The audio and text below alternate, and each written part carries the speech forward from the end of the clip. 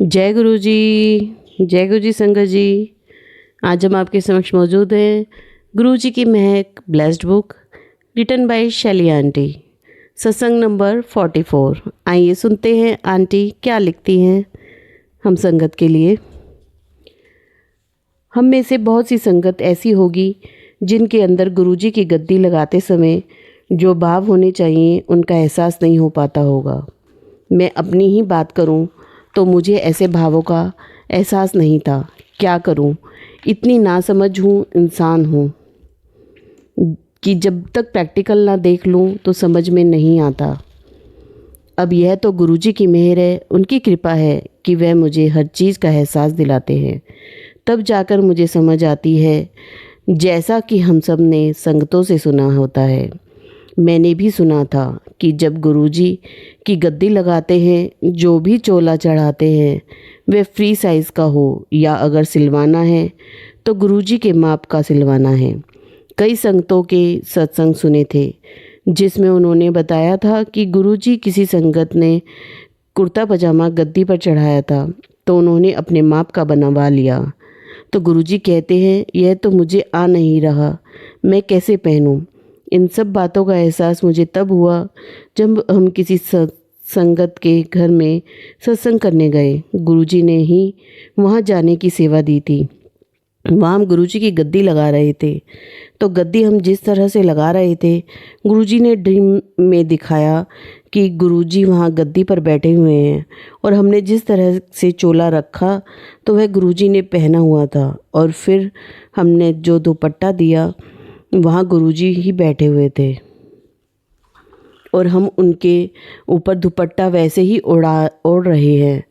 जैसे जैसे हमने गद्दी सजाई वैसे वैसे गुरुजी बैठे हुए और हम उन्हें सजा रहे हैं।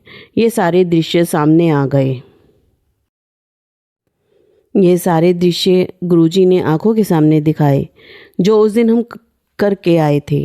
ये दृश्य देखने के बाद मुझे एहसास हुआ कि वाकई में जब हम गुरुजी की गद्दी लगाते हैं तो गुरुजी वहाँ विराजमान हो जाते हैं और हम गुरुजी को ही सजा रहे होते हैं।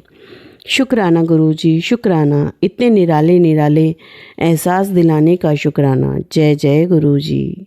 आइए संगत जी, आगे हम पढ़ते हैं 45 यानी 45 नंबर सत्संग आंटी का।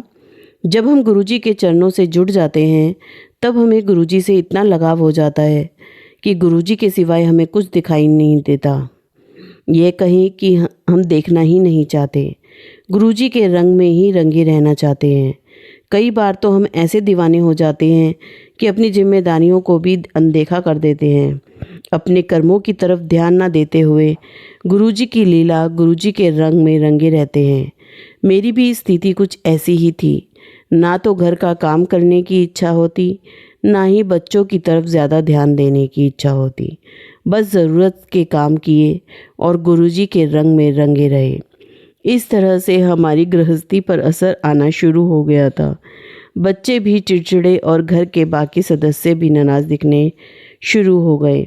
गुरुजी से ही शिकायत करने लगे। तब गुरुजी ने कहा कि हमें सब तरफ ध्यान देना चाहिए, सिर्फ एक ही पहलू में न लगकर ज़िंदगी के हर पहलू को देखना चाहिए।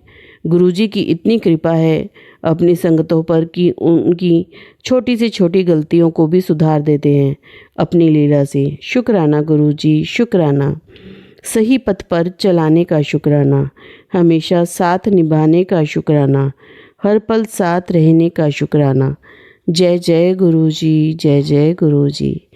आइए सत्संग नंबर 46 सुनते हैं आंटी क्या लिखती हैं। गुरुजी ने सत्संग में और जाप करते समय सिर ढकने और दुपट्टा खोलकर करने पर जोर दिया है। जब महामृत्युंजय के जाप चल रहे थे तब मैं सिर को अच्छी तरह से ढक कर जाप कर रही थी। तब गुरुजी ने कहा, अच्छा कर रही है। तब मैंने सोचा कि ऐसा मैंने क्या किया जो गुरुजी ने ऐसा कहा। तो ध्यान गया कि मैंने अच्छी तरह सिर से ढका हुआ था, सिर को ढका हुआ था जैसे कि गुरुद्वारे में जाकर सिर ढकते हैं।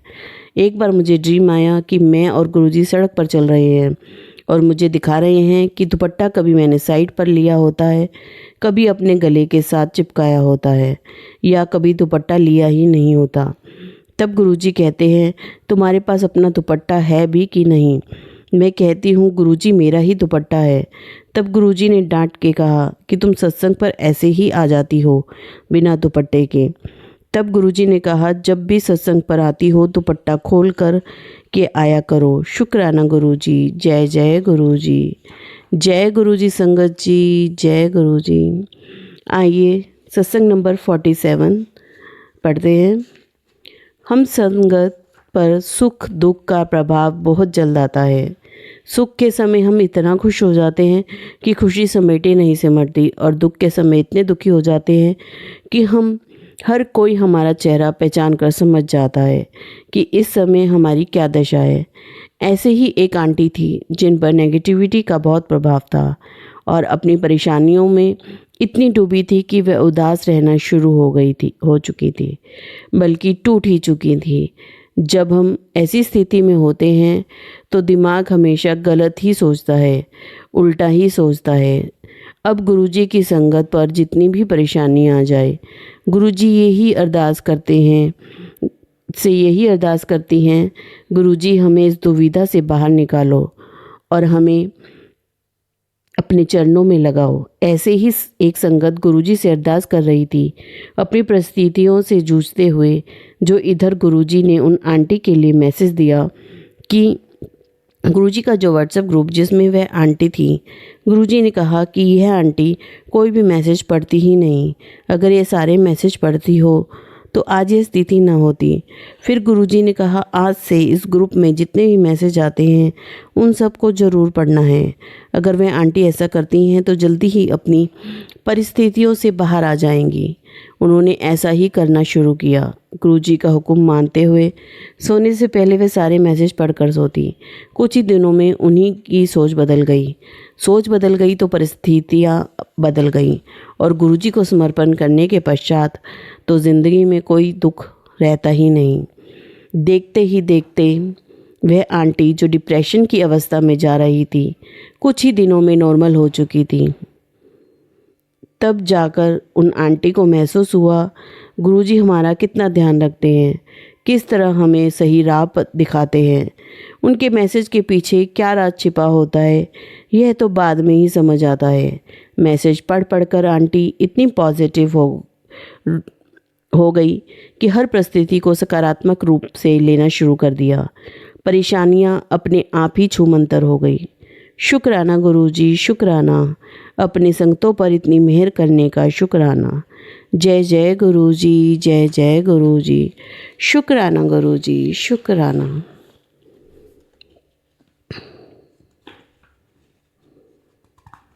जय गुरुजी संगत जी, शुक्राना।